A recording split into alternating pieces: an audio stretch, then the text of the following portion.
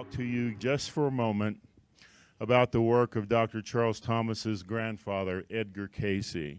And again, the annual membership is less than it costs for two people to have the buffet dinner. They are often a tremendous discount. It includes a magazine, excellent discounts, but more importantly, it connects you to a soul family. And there is an absolute connection. And when you become part of that, you feel it. When you get involved in the webinars, when you attend these events, it is a reconnection with the law of one of Atlantis. And we are the ones that are going to carry forth to create that new world.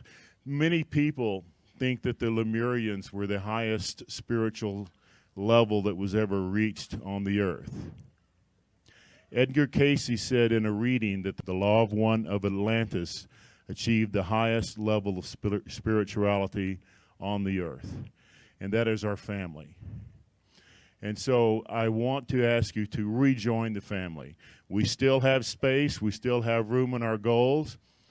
And so how many of you that have not joined still plan to join the ARE? If you'll raise your hand. If you'll go in there right now and sign up, we'll wait for you to come back. So now I would like to introduce a man that I had the honor to meet about 2 years ago. He invited me to his home for dinner with he and his beautiful wife, Leslie, and we felt immediately welcomed. We felt an immediate acceptance and a love. And I was very honored to see a table in Dr. Cayce's house that was built by his grandfather, Edgar. And he made a very special phone call to me on Easter Sunday. And it was a powerful day because Ann had been sent to the hospital in the emergency room where she was in intensive care for 6 days, just last month.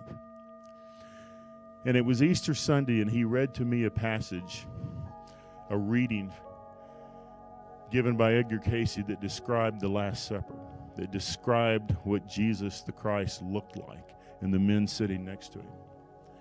And I'm very grateful for that. That meant so much to me, and I am honored for that. And I am honored to be associated with the work, because the work of Edgar Cayce changed my life. On the banks of the Amazon River, I read that book, and I have had a gratitude to this man ever since. I grew up in the Baptist Church of Arkansas, and on the banks of the Amazon River, I found my true truth. And it was through the Association for Research and Enlightenment.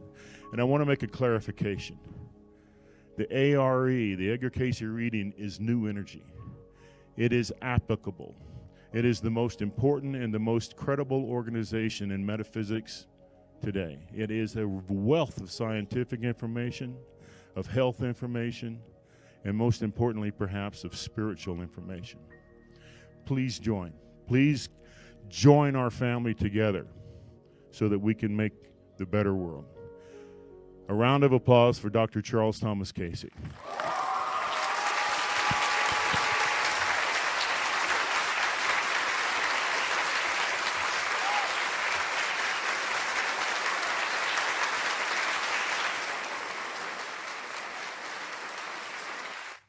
Well, do you think James had a past life? Lots of compliments and just an amazing of new members. Thank you, James. I don't know if I've ever been at an ARE program or anyway. Thank you, you for having us here, Leslie and my wife, inviting us. It's been like being home, coming home, especially because of the frequent mentions of the work of Edgar Cayce. James, and this morning meditation on the mountains, just beautiful. The talks today, John and I both live in Virginia Beach. I was telling some folks I hadn't heard him speak in a couple of years. Had to come to Denver to hear my colleague talk, and that was terrific. Thank you again, James, for having us. I asked James what he would like me to talk about, and he said, you choose. I felt a little like a mosquito in a nudist colony. Lots of available material. The available material being the material in the Cayce readings, and sort of what to choose, where to choose. And this is a little bit of a new direction, new kind of presentation for me, maybe sort of going from the sublime to the mundane, because this is what I'd like to do with you. As you may have seen on our schedule, there are three perspectives that are often taken as one approaches the life and work of Edgar Cayce. At least that's been my experience. Often people want, not necessarily in this order of priority, but people often want some sense of understanding of who the man was. What was he like? Did he live in a cave somewhere? Or what was he really like? Stories about how often he read the Bible and this and that. Well, what was he like? So the man. And then, of course, there are often questions, and we all still have those questions, or at least most of us who are familiar with this material, questions about the process, his psychic ability. Why did he have it? How did it work? What was the depth and breadth of it? My background is as a child psychologist. I was trained in graduate programs which, to a large extent, still today, do not accept the possibility of psychic ability. Even the term makes the majority of psychologists nervous today because it contradicts physical law as many people have currently understood it for many years. So there are questions and nervousness and excitement about the process itself. And then third, of course, there is the content of the readings themselves. And as you well know, there have been many books written about all three aspects of this man's life and work. Who the man was, the biographies, a number of biographies, and psychic ability, books about that, not only with regard to Edgar Cayce, but others with psychic ability, lots written on that subject. And then lots of books and materials on the content of the Cayce readings, whether it's Atlantis or specific physical ailments or whatever. So I was thinking what might be interesting and helpful to you this weekend from me, especially from me, with all of those books and speakers and things that you've heard and read about this man and his work, or maybe just a little about this man and his work. And I thought maybe I would try to bring a little bit of my unique perspective to you. Unique in this case, many of you know, there were about 2,000 of what James and John yesterday and today talked about as the life readings that Edgar Cayce gave, where people of all ages asked him, about 2,000 people, essentially, how can I live a happy, fulfilling life? Asked that in lots of different ways. And typically some past lifetimes were described, almost always, and so forth and so forth. There were those life readings. There are fewer than 60 of those people still alive, and we lose a few each year. I was one of those people. We haven't lost me yet, and I'm here to talk with you a little about that material, about my life reading. Let me say quickly, I have no memory of my grandfather. I was almost 3 when he died, so all that I have are stories that I've heard, experiences with my father and our family, and really thousands and thousands of hours with people who were his closest friends and the people that he worked with most closely. The strong ladies that were a part of his prayer group, Gladys, his secretary, of course, his 2 sons, my father, Hugh Lynn, and his younger brother, and so forth. Thousands and thousands of hours. I was telling my wife last night as I was looking over some notes, ready to talk with you, as we often do, boy, I wish I had focused more. I have notes, lots of notes as I talked with them as they got older and as I realized that it was important to talk with them about their experiences with Edgar Cayce. But I wish I had done more with that. But I'm not sure there's anybody alive who has more hours, more time with the people who were closest to him.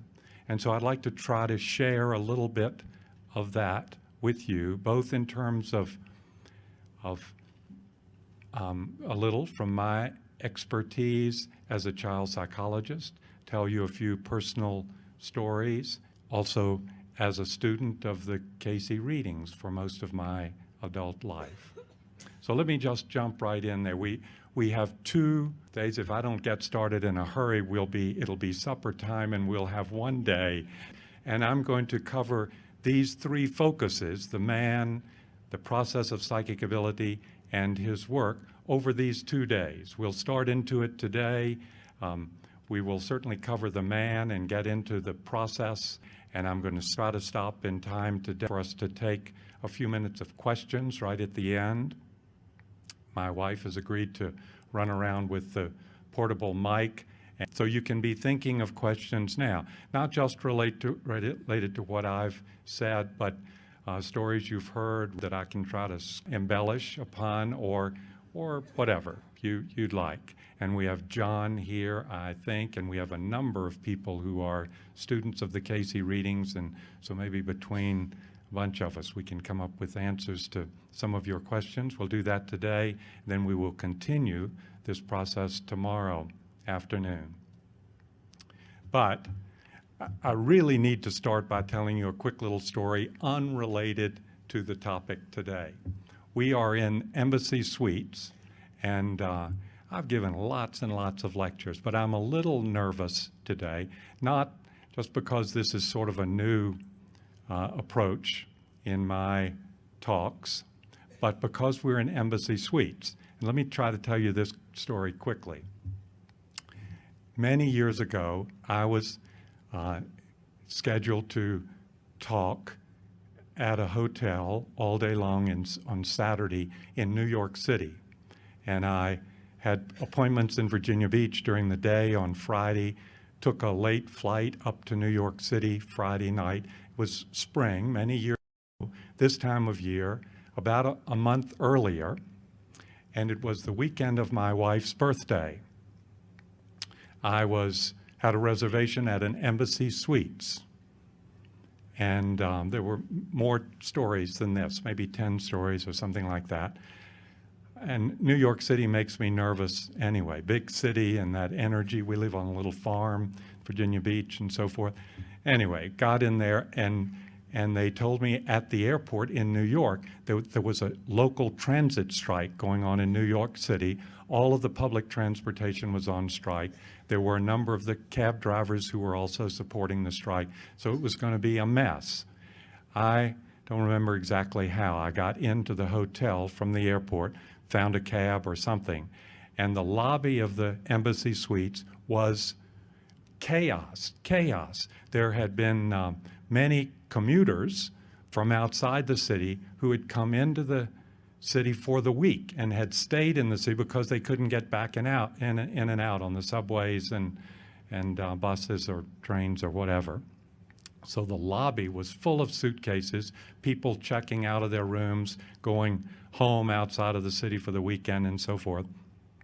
I got up to the lobby desk and announced my reservation, and they were frantic and so forth, checking people out and so on. They found my reservation and they said, well, we have your room ready, Dr. Cayce, but we don't have a key for your room.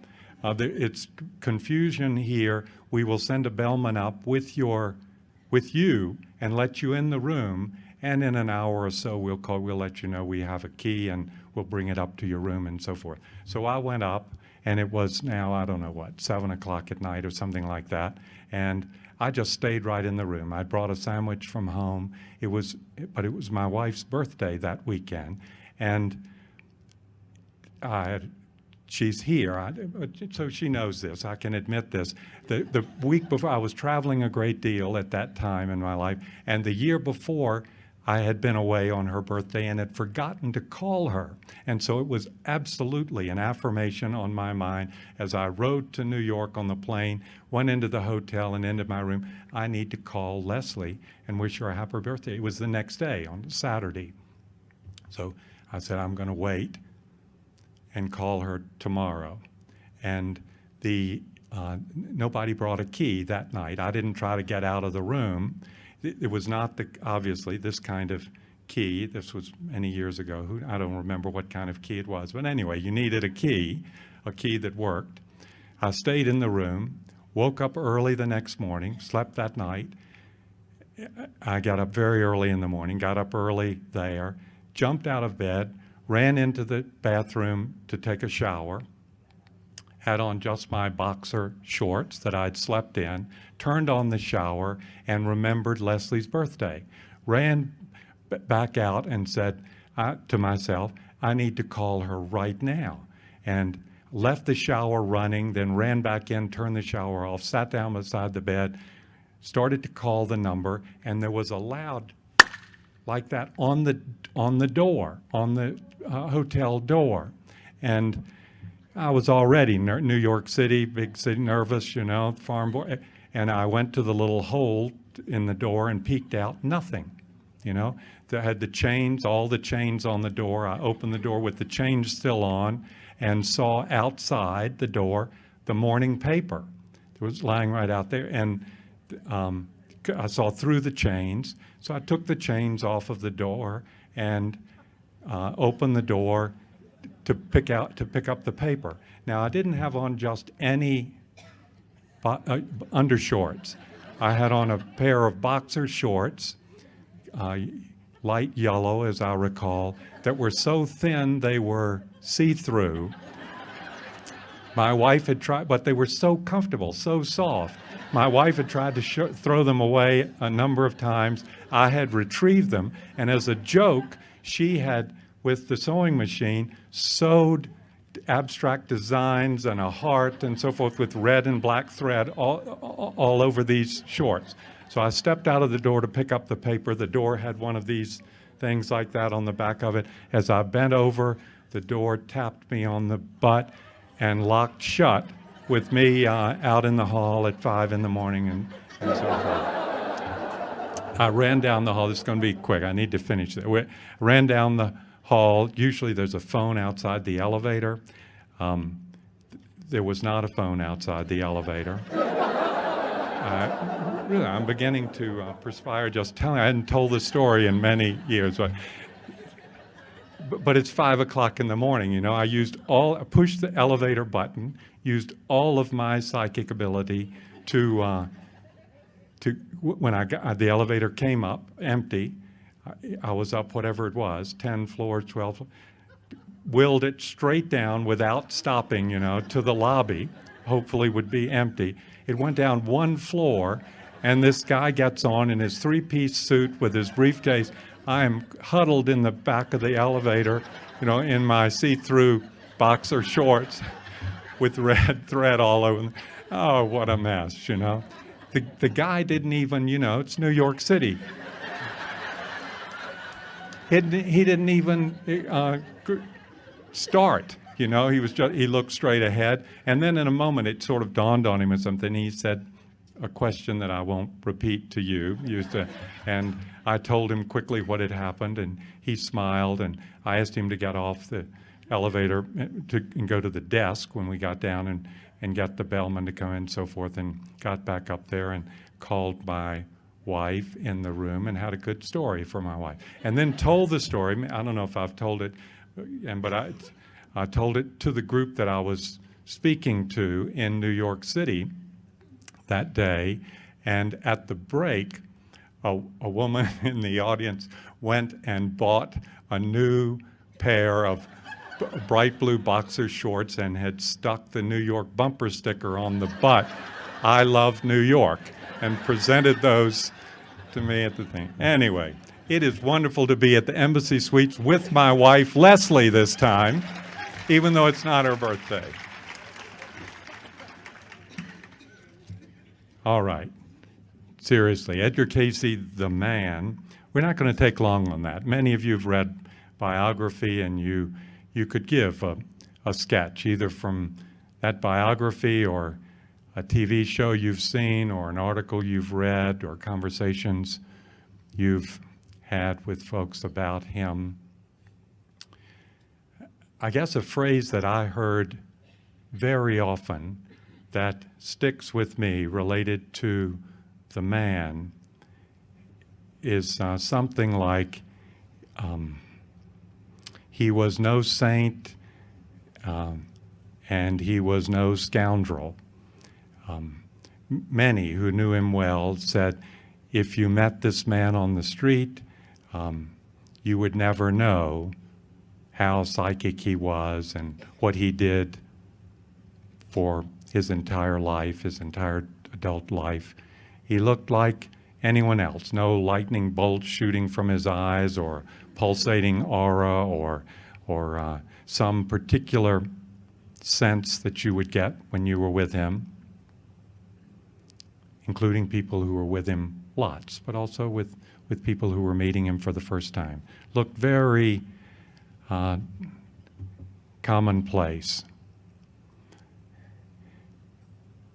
Let me mention 3 or 4 characteristics that always come up for me when I think about my grandfather.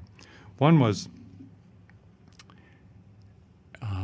what a difficult life he had and how that affected him. And you have read, some of you, of some of those difficulties, but things that were tremendously stressful for him, that would be stressful for many of us. One was being thrown in jail a few times and the publicity that came with that. Thrown in jail for practicing medicine without a license, and really devastating, evidently, for him. But the pain that he felt from that. A second was financial pressures, the struggling, the ups and downs, but lots of down in terms of struggling to have enough to eat. My father talks about as a young man, as a older boy, wearing newspapers inside his clothes to keep warm, not having an overcoat, and that sort of thing. Really struggling financially, stressful. His conflict with the church, with his local church.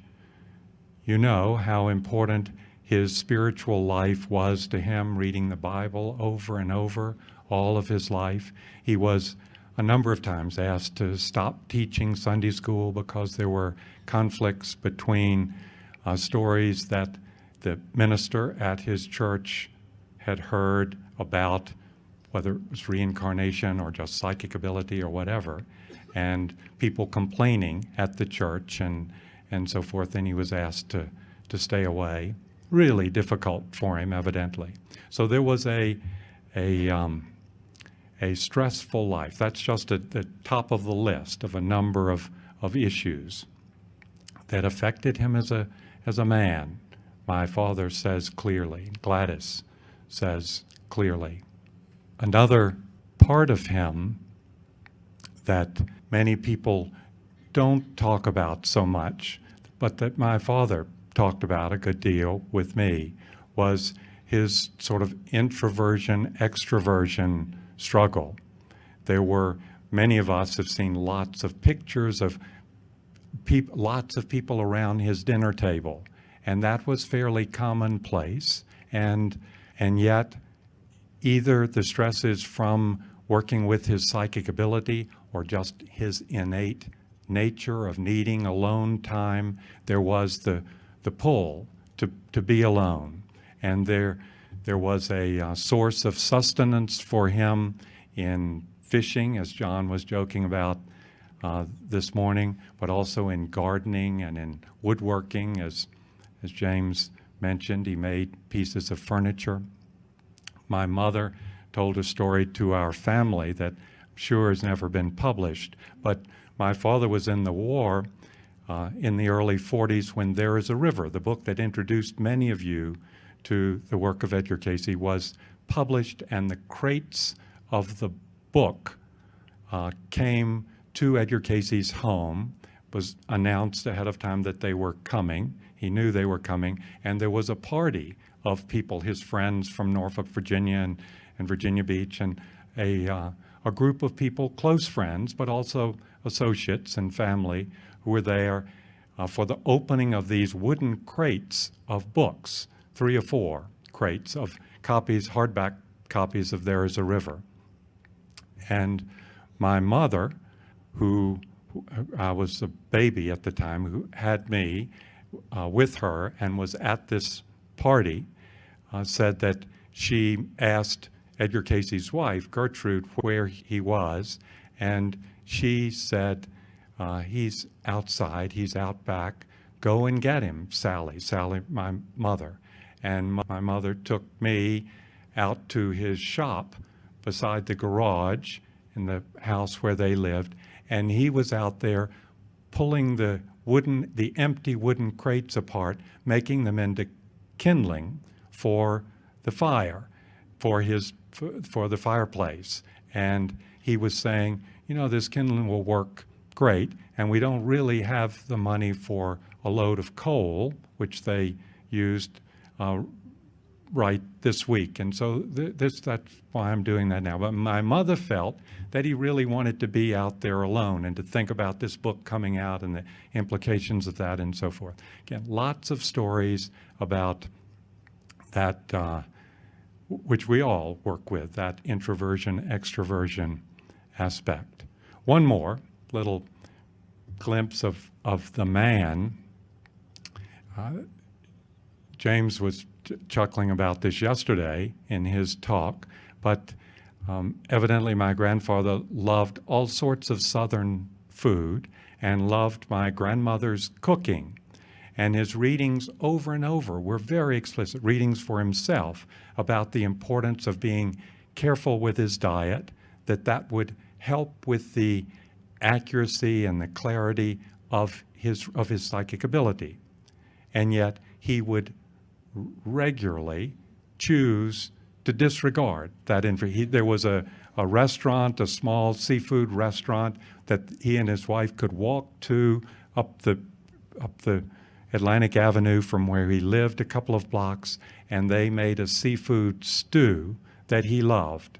And my mother said that he would argue with his wife until they would both get mad, and she would eventually give in, and they would go and eat this rich seafood stew, he would, and then he would get sick.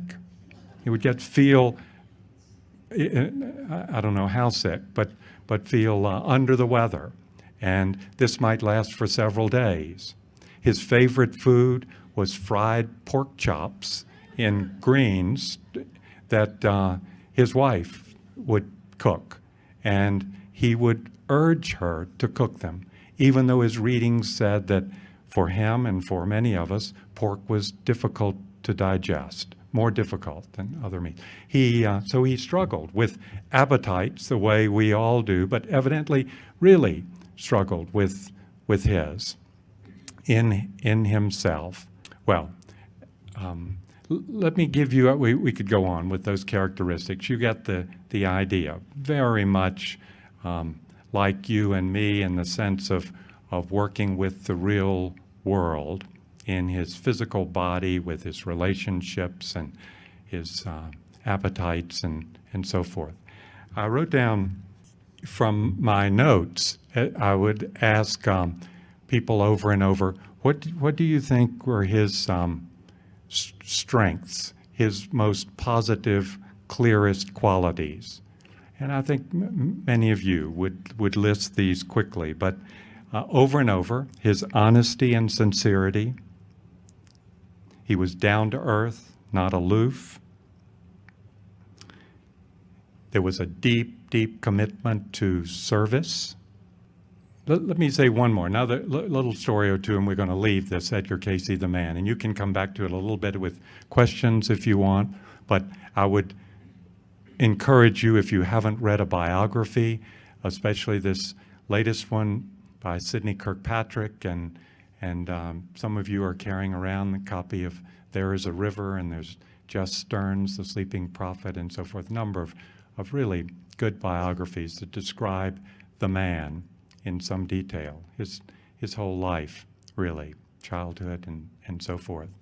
There's a story that I first heard from my father about his younger brother.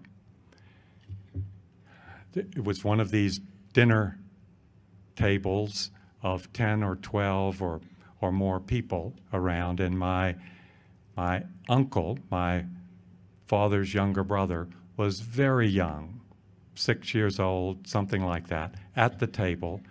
He had probably been at this kind of setting over and over again and was bored and tired, and he suddenly screamed out as the conversation was going on. He was in his high chair or whatever, looking out the picture window, and he said, "There's a lion out there in the front yard. I see a lion." And the conversation stopped, and people looked, and there was no lion. Nobody saw a lion. And he said a couple of other times in a loud voice, interrupting people, "There was a lion out there." And my grandfather began to say to his young son, "Quiet down, Ekin." They called him Ekin. His name was named for his father. Edgar Evans, his father, grew up to be a very bright electrical engineer. His reading said from Atlantis, and in any case, this was an attention-getting 5-year-old, and his father spoke sternly to him and said, "Stop, Ekin." And Edgar Evans continued, "I see a lion. I saw a lion out there. Didn't anybody else see that lion?" And so forth. And finally, he was sent to his room, and the dinner ended. My grandfather, Edgar Cayce, was still angry with his son, and went up and scolded him, and after the dinner was over, and said, "I really should have made you come down and apologize to the guests at dinner for telling such a lie. I want you to apologize to your mother and me now for telling such a lie." And my father said, Edgar Evans said, this 5-year-old, "Oh, I saw a lion out there. I'm not going to say I'm sorry." And my grandfather lost his temper with his son, dragged him down the stairs, and stood him in the corner of the dining room and said, "You're going to stand right there until you come upstairs and apologize to your mother and me for saying what you did at dinner." And hours went by, and my grandmother came down and checked on him, and my father came down and checked, and he was still standing in the corner. My grandmother came down and put a chair there, and so he sat in the corner.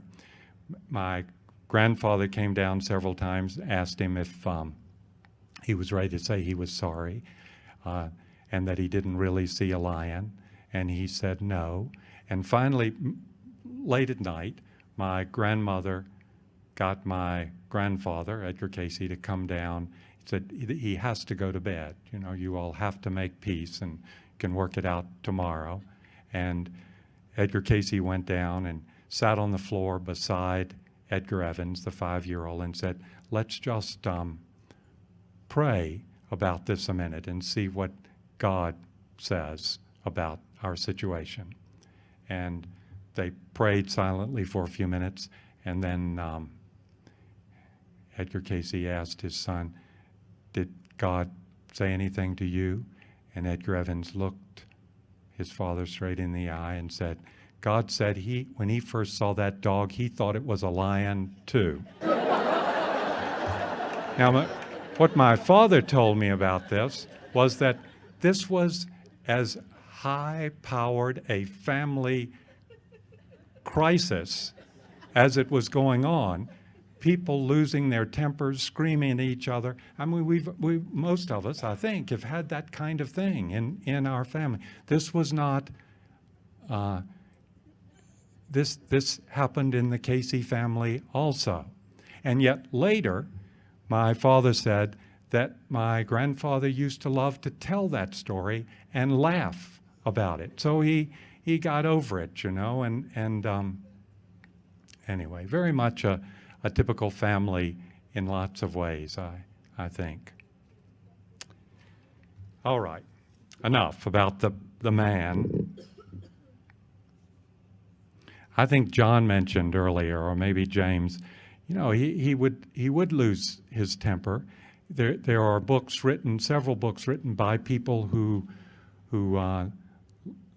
knew him well. One written with Gladys, his secretary, and in that she talks about, and at our dinner table many times, she would talk about him getting angry with her and throwing papers down on her desk and so forth. And she said, I mean, she was very gentle and so supportive of her boss, this dear friend from many lifetimes. She said that usually when he would lose his temper with her or with others, he was not feeling well, that there was a tendency for either because of his eating or because of stress in his life, perhaps from these sorts of stresses that we've just referred to, he would get a cold that would get worse and worse and stick in his chest and go on for months. And he would get more and more depleted, and then would have to stop giving readings for a while. And there would be these emotional outbursts and so forth. John used the term a man of extremes. And I've heard many close to my grandfather use that sort of phrase, extreme. Edgar Cayce's psychic ability, the process. What are the causal factors? How does it work? You know, I put on my psychologist's hat for a minute and you know, recall the psychology texts that say we are a product of our environment and heredity. That's certainly the case in part, maybe in small part, but in part for Edgar Cayce. There are stories, particularly focus in Sid Kirkpatrick's latest book about him being hit with a baseball at an early age, hit in the head or the spine or both, a fairly serious illness, and that the psychic ability was more intense or different or after that. There were stories about that. I mean, that's a kind of environmental thing where the physical environment literally might play a part. I don't think that's clear at all, that this was a key factor from the stories I've heard and tried to read related to this. But the environment also included a family, a mother, and a grandfather who were very open to this psychic ability of this young boy at an early age, and that's certainly not always the case. The minister in their little church was open to it and understanding. That is often a factor these days. As I've worked, we'll touch on this a little later, but as I've worked with some children with a tremendous amount of psychic ability, still, in this time, there are major issues there in terms of openness and support of the people in the immediate environment. You know, an aside here, in my reading from Edgar Cayce, given when I was 4 hours old, that just jolted me. You know, I didn't read it until I was 11 or 12.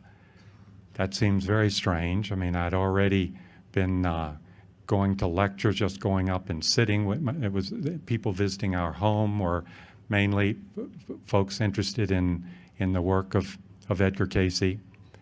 And yet I just, there there was I wasn't sure about it and wasn't interested, especially, and then got interested as people began to tease me a little about my strange family.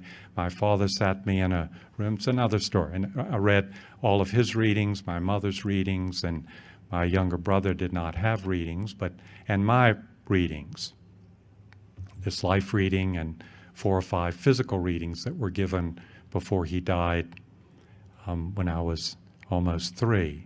And some of the stuff in there had already, I had this feeling of somebody knowing me almost better than I knew myself. There were things that could not have been controlled by my family and so forth that had already happened in my life that were in this reading. But one of the things in there was typical in that it mentioned, as John was mentioning this morning, family groupings, having as a soul been with some of these family members before. And one of those situations was described, it's described not with my name, but in There Is a River, where a grandfather of Edgar Cayce's that had psychic ability, lots of stories about him, according to my reading, was a past life of mine.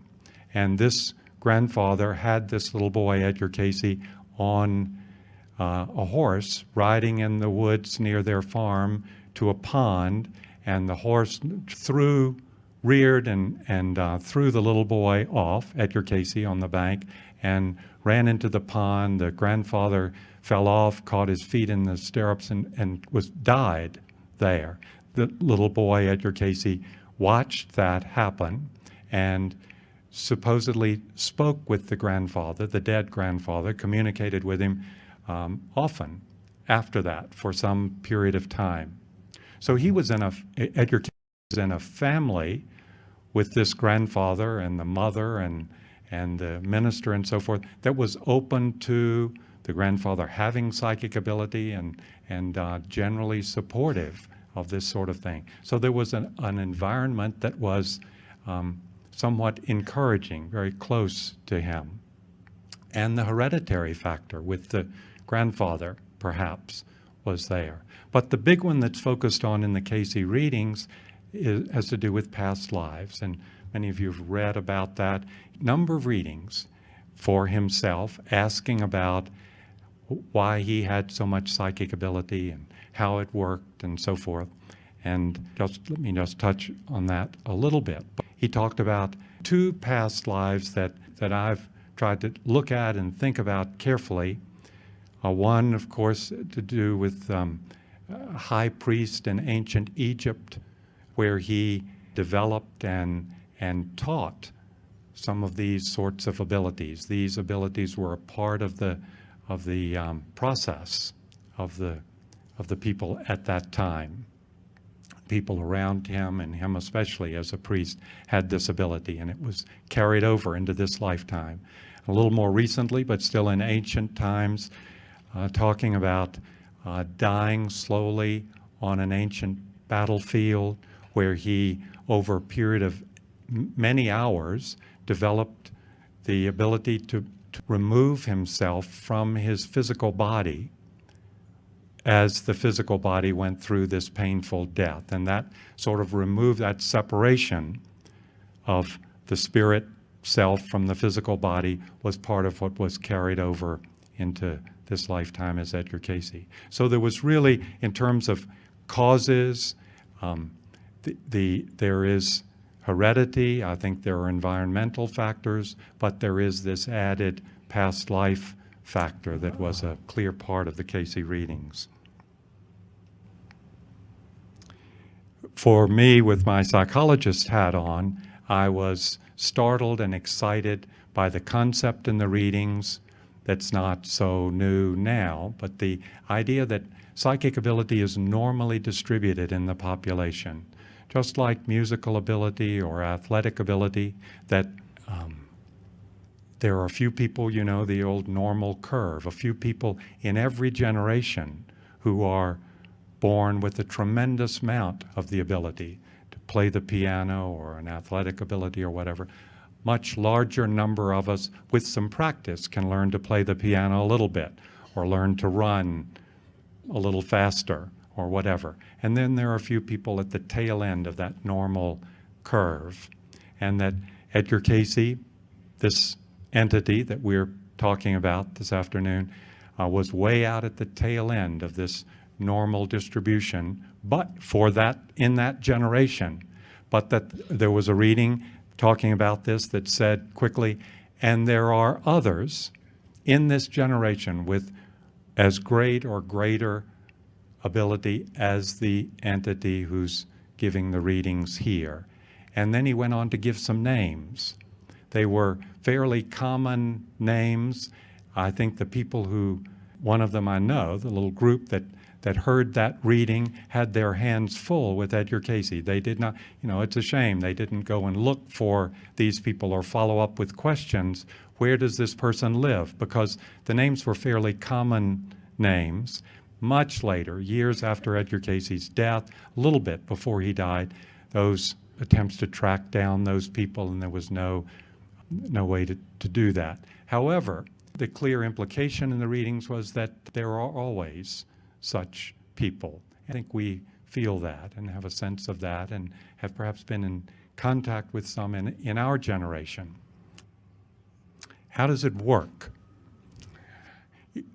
When this was asked over and over in the readings, a metaphor that was used, probably especially appropriate at that time, maybe if they were given today, readings given today and a metaphor used today, would be computers and televisions and so forth as the metaphor, but the radio was the metaphor that was used. And the source said that Cayce was an especially adept receiver, but that we're all transmitting and receiving all the time. And that if we want to try to understand psychic ability a little more, speaking to that generation where the radio was the thing, think about radio transmitting and receiving and tuning the channel and so forth.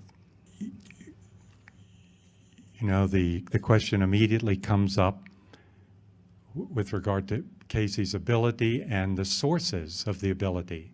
And from my perspective, 3 sources were mentioned that in this trance state, Edgar Cayce had access especially to the mind, the way that John used the mind this morning, not simply gray matter between the ears, but a broader, we'll go into it a little more either today or tomorrow, the reading's definition of mind, but that Cayce could tune in to the mind of the person asking the questions.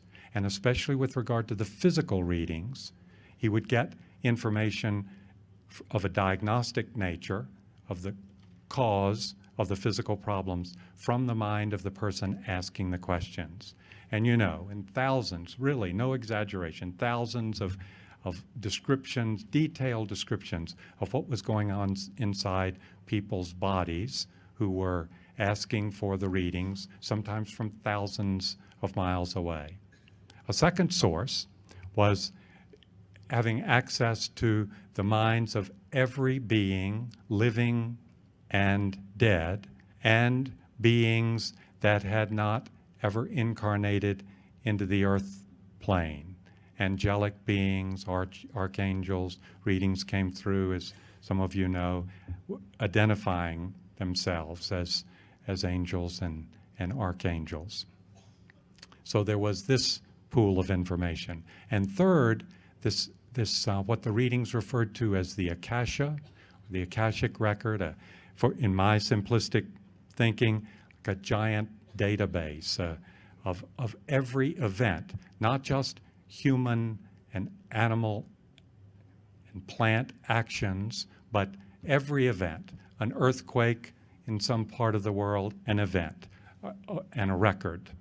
And Cayce having access to that record of every event that has ever occurred. And then in a kind of radio receiver-like fashion, or perhaps computer-like fashion, tuning in to that database and addressing the specific questions asked. Those three sources, I think, were most frequently mentioned, and to my sense and understanding, were the primary sources of the information. Let me digress for a moment here and tell you about a couple of children. I was in California in graduate school, Berkeley, and in Mississippi at graduate school, studying in psychology programs where you didn't even use the word mind, behavioristically oriented graduate programs. But eventually, one of the ways my father sort of lured me to the ARE to take a closer look, I was teaching at the University of Maryland in College Park, and with some unusual experiences there. But my father said that from time to time, parents brought children or wrote to the ARE about children that they had that they felt had psychic ability, and they wanted to know what to do as parents, how to deal with it. And I was fascinated by that. And over a period of a few years, that was a primary focus for me, and amazing notes and experiences. But let me just give you a little taste of that. It was clear to me, what we touched on a little earlier, from in those years working with those children, that Edgar Cayce was not unique in terms of the only human being having this kind of psychic ability at this particular time. It continues to show itself, to bubble up in interesting ways. One, let me just mention two. One, I grew up in Virginia Beach, and when I came back to work at the ARE, was still in touch with a number of friends there who were teaching in high school and the local schools there, guidance counselors, and was talking to them about their work and my background in working with children. And one of them, not related to ARE at all, a guidance counselor in a local elementary school, asked if I would talk with someone, a young girl who had been referred to her in her school, in that school. And I said, of course. The girl came in. I still remember it vividly. This was, if not the first, one of my first experiences with this sort of thing. Of course, having heard about my grandfather for many, many years. The girl came in, brought by her mother. They were a Navy family. There was conflict in the home. I mean, lots of Navy families in Virginia Beach, and the naval base there and so forth. But the mother was trying to be understanding and so forth. The father was angry and adamant that what this little girl, Phyllis, was saying was crazy, and she needed to stop it, that this was going to get worse and worse. Phyllis was saying that she was in regular touch with a little boy who had died suddenly, a little boy her same age, 10, I think, or 9, that he was telling her about what it was like there, where he was, and she had begun to tell friends at school and had told her teacher about this little boy who was dead and who had died recently. And so I'm sure I was born into this family partly because there is a gene of skepticism in me. I have heard so many exaggerated stories, psychic stories and so forth, you know. This little girl said her friend's name was Phyllis. I mean, her name was Phyllis, her friend's name was Phil. I thought, wait a minute, you know, that's just... And so we talked a little more, and she was very serious and convincing and didn't seem emotionally disturbed at all, except upset about her father's upset. I just, on the spur of the moment, went down the hall. My office was in the old hospital building there at the ARE headquarters, and there was an elderly man working in an office down the hall. This fellow was working on a booklet on material in the Cayce readings. Older man. I looked at him, and there were a couple of books on his desk, and one was a dictionary with over 800 pages in it. I pulled the dictionary over from his desk, and I opened it upside down without looking at the pages and put it down face down on his desk and said, "Worth, please don't look at it until I come back." And I went back to Phyllis and said, "Phyllis, can you talk to Phil now?" She cocked her head a little bit and said, "Yeah, sure." And I said, "Well, ask him if he could do this, if he could go down the hall to room 208 and tell us the page number of the book that's open on the desk there." And she closed her eyes and cocked her head again and gave a number, a 3-digit number, fairly quick. As she gave the number, I moved quick. I jumped out of my seat, ran down the hall, and turned the book over, and it was open to that page. We did that 10 times. She never missed. And then I began to get serious with her and talk with her about who this was and so forth, and corroborated that a little boy by that name had died, not in this area, but in the New Jersey area and so forth, made records of that. Well, the point of this was that she did not continue to work with the ability, even though that next summer she went to the ARE Children's Camp, which we have set up partly for the purpose of having a supportive environment for talking about and these kinds of experiences and so forth. She didn't continue. Her father, I met with the mother and father. Her father was just absolutely angry at the mention of this sort of thing, at the possibility that this sort of thing could happen, and that it was superstition and so forth and so forth. And the mother said, "We need to talk with Phyllis about not talking about this." Let me tell you one more, quick one. A little girl by the name of Mary, who was 11, I guess, when I first met her. Her mother wrote to the ARE. Mary had begun to show psychic ability with her friends in the neighborhood, and they would tell stories about her finding lost objects and that sort of thing. And the mother tried this with Mary by herself. This was she had 9 brothers and sisters, Mary did. It's a large Catholic family. And the mother was nervous about all of this and hid some things in the house, and Mary found them, thought about it and found them. Some neighbors suggested she contact the ARE. I went to Philadelphia and talked to Mary and went through some sort of demonstrations with her, some little tests that just knocked my socks off. And she began to visit the ARE. We would bring her down and talk with her. I would talk with her about other children with psychic ability, and there was a little group of children there in Virginia Beach who met to talk about this sort of thing, and she sat in on that group a little bit.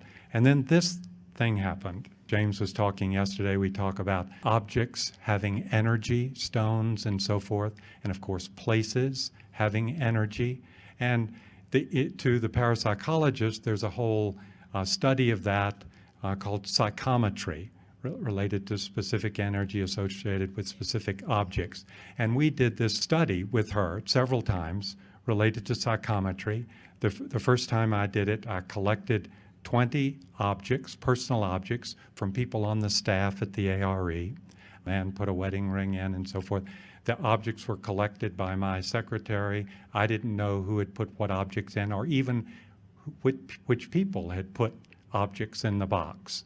So there were 20 objects, and when we were doing the psychometry, she would put an object up to her forehead.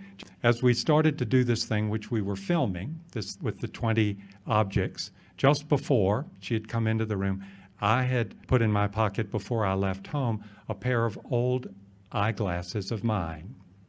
Now, no longer wore eyeglasses. She had certainly never seen them.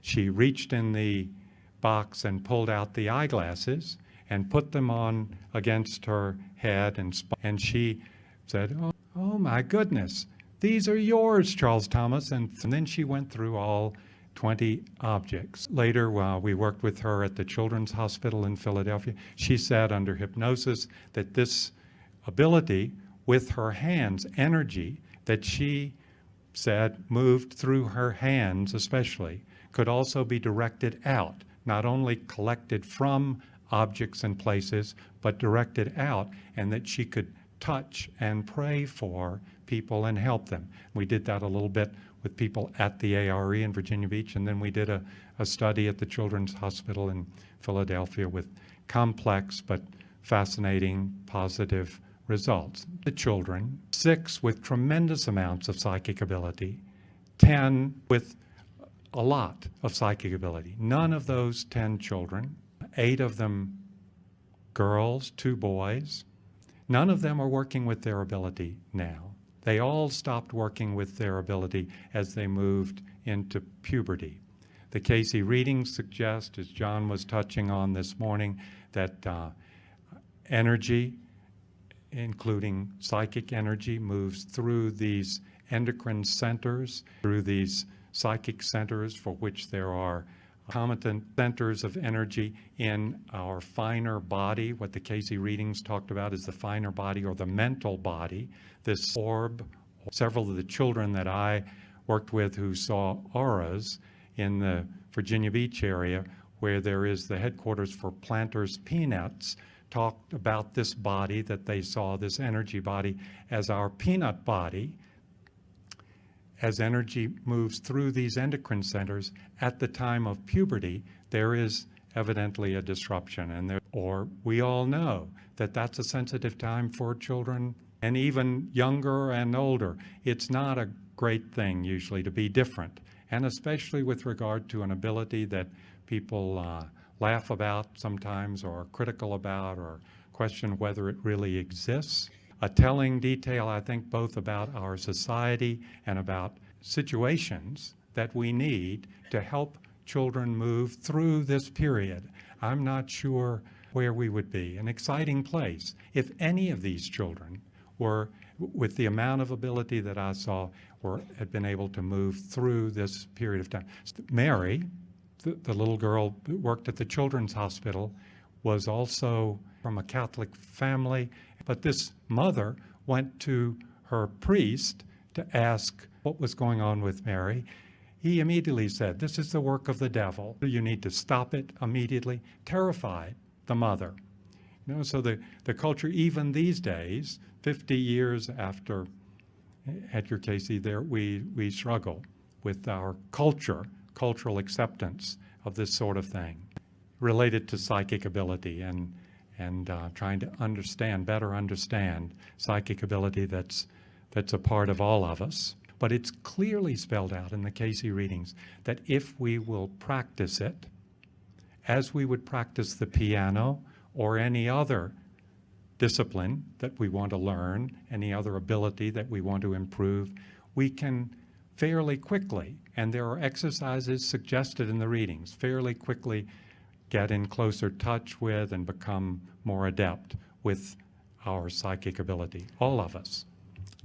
When I was much younger, researchers, parapsychologists, some psychiatrists visited our home and tested me to see if I'd inherited any of my grandfather's psychic ability. Visited, of course, with my parents' permission. I was taken to the laboratories of J.B. Rhine, who was a famous parapsychologist, a laboratory set up at Duke University, books published by Rhine, parapsychological journal started by his researchers that continues to exist, and that research continues. Really some of the pioneering research in the field of parapsychology. And this study was done on me.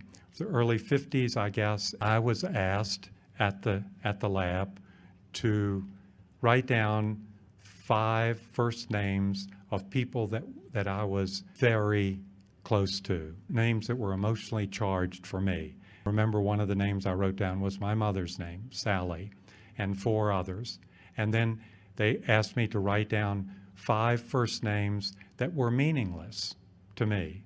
I didn't know anybody by those names, had no associations for me. So I had 10 names. Then I was attached to a device called a plethysmograph, wires coming from it that measured blood volume in my finger. and those wires went to a machine that recorded blood volume changes in my finger, machine in another room. And then I was asked to sit quietly in one room. There was someone else in another room who had the list of names and who would randomly select one of the 10 names and focus on that name and try to send it to me. A record of the blood volume in my finger was recorded. And this went on for quite a while. The concentration, as I recall, was for 30 seconds, and then there was a pause of 30 seconds when he was not concentrating on any name, and then would pick another name to concentrate on. This went on for quite a while. And then the experiment ended. They brought the record, the tape ink record of blood volume changes in my finger, and the record that the man had kept of when he had concentrated on which name, and you could match that across and just write down the line whenever he concentrated on a name that was mostly charged for me, like my mother's, there was a blood volume change in my finger. Really interesting, I think, an exciting part of this study is that this has been done hundreds and hundreds, I'm sure thousands of times now, replicated with many, many people with the same results.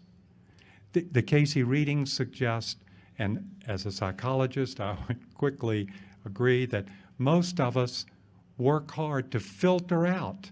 It's like we don't want other people to know what we're thinking and what we're feeling. Of course we don't. But we have built great filters over lifetimes, probably, certainly many years in this lifetime. And yet at a deeper level, not only is it those emotionally charged names, but as James was doing with us just a little while ago, as we send positive energy to situations and we put energy into that, I mean, there is just clear parapsychological evidence that this kind of thing can connect us with each other, and that we can direct it, both as senders or transmitters and as receivers. I'm going to stop right there this evening. We're going to talk just a little more tomorrow, begin with a little more on Edgar Cayce's psychic ability and the ramifications for us and how we can work with it, and then work with 4 or 5 content areas from the readings with some stories, personal stories of mine, content areas that have been especially helpful and meaningful to me, and hopefully can provide a little nudge and insight for you to perhaps choose one or more of these to work with as we leave this weekend, or work a little more with as we leave this weekend. Again, it's just great to be with you. Thank you. James?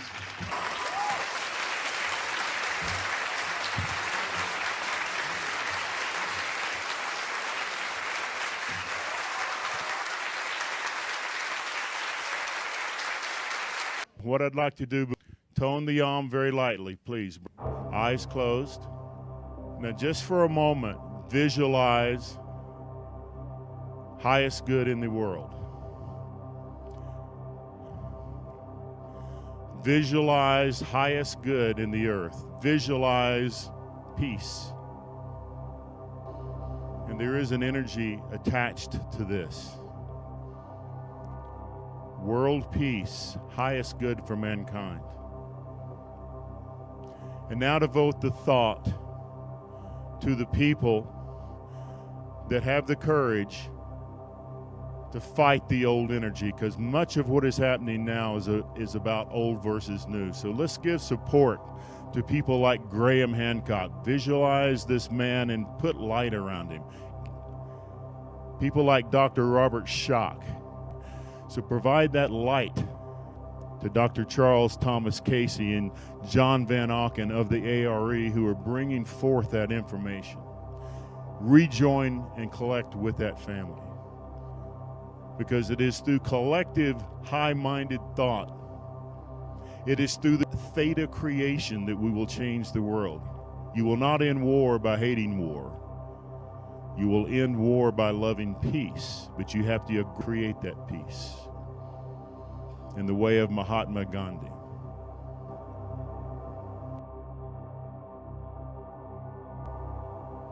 Thank you.